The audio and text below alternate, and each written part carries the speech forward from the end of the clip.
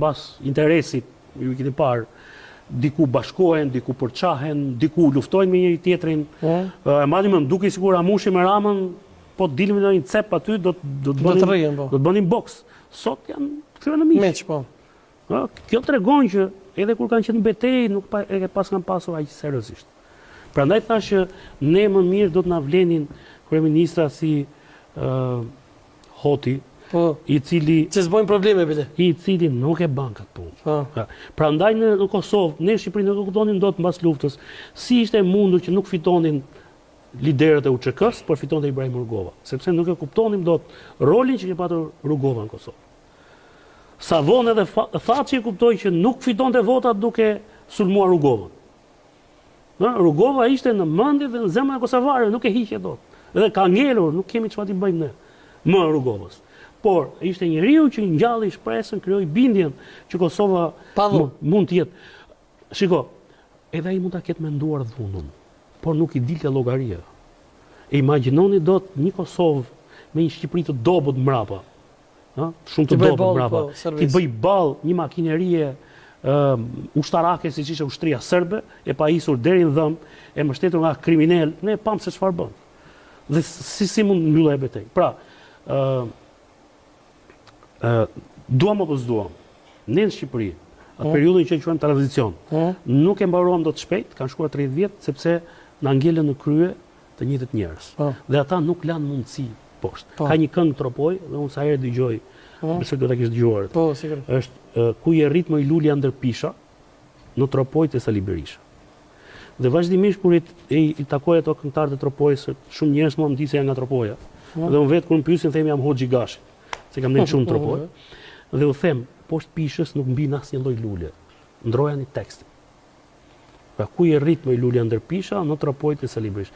Poshtë pishës, pisha është një pemë halore që ka gjelbërim gjithë vitin dhe nuk e lejon diellin të depërtoj që të rriten poshtë lule të tjera. Pra, poshtë pishës nuk ka lule. Kështu që ndrojani tekstin. Shkurtimisht, para se me shku me blok 2 marketingut tek si u bë puna që u i bë atentat Albin Kurti dhe ka ndonjë indici që do të kenë një atentat të ri ndaj kryeministrit të Kosovës. Ishte një situatë shumë interesante. Në fakt ne nuk e dinim që ishte marrë veprime konkrete, por u deshën hakerat e iranian që ta zbulonin një komunikim sekret midis drejtorit përgjithshëm policisë dhe agjencive të tjera të zbatimit ligjit që kemi në Shqipëri.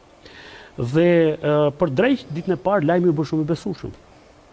Sepse thuaj që ishte organizuar një atentat që synonte të godiste së pari Xhavit Halitit, së dyti, s'më kujtohet emri i Ismet Haxhës, dhe i tretin listë ishte kryeministri Albin Kurti. Pra, unë që njoh shumë mirë se kush është Xhavit Haliti, kush është Ismet Haxha, dhe pastaj të shkosh deri te Albini, dhe këtë punë ta bëj një shqiptar i Shqipërisë nga zona katolike. Shiko kur është gjetë, një katolik, malsor, edhe malsor.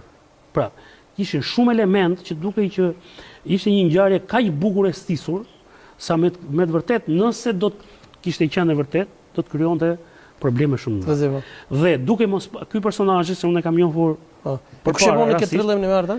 Pa ishin gjatari ose trillimin kush e voni? Ose bjeshkata. Shikoj, ngjarja ka ndodhur këtu në Kosovë. Pra ai është ndaluar në Kosovë. E di, po si ngjarje kush e inicie? Tani kjo është një gjë. Shërbimet sekrete serbe apo? Edhe kjo është një gjë që ende nuk është verifikuar.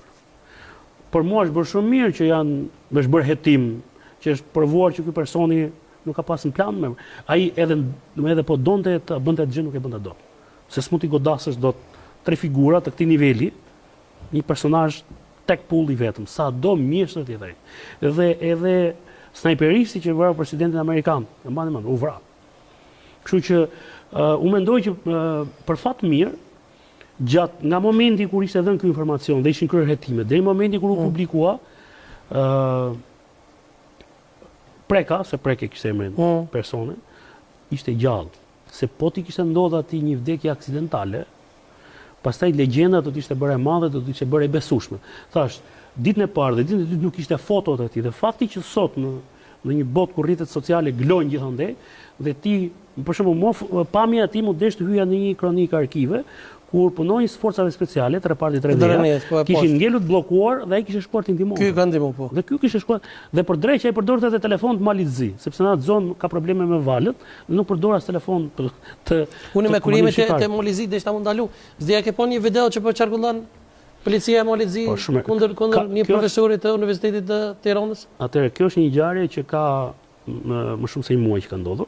Më shumë se një muaj. Do nuk është tash. Nuk ka bërë efektin e dur dhe kjo më ka çuditur në momentin që ka ndodhur.